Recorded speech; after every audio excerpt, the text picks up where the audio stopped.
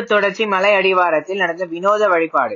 சங்கிலி அலங்காரத்தில் சங்கிலி பூதத்தார், ராஜ தர்பார் அலங்காரத்தில் மொட்டையன் சுவாமி, கேரள உணவு வகை படையல் வைத்து சங்கிலியால் அடித்து சிறப்பு வழிபாடு. திருநெல்வேலி மாவட்டம் அம்பாசமுத்திரம் அருகே மேற்கு தொடர்ச்சி மலை அடிவாரத்தில் அமைந்துள்ள இந்த கோவிலில் ஒவ்வொரு மாதமும் பல்வேறு வேண்டுதலுக்காக கரையாறு சொரிமுத்தையனார் கோவிலில் சிறப்பு பூஜைகள் நடைபெறும். மேற்கு தொடர்ச்சி மலைகளின் அடிவாரத்தில் தாமிரபரணி நதிக்கரையில் பாறை மேல் அமைந்துள்ள இந்த திருக்கோவிலில் சாஸ்தாவின் முதல் கோவில் என கருதப்படுகிறது. இங்கு சுவாமி சொரிமுத்தையனார் பூரணா புஷ்கலா தேவிகளுடன் அருள்பாலிக்கின்றார்.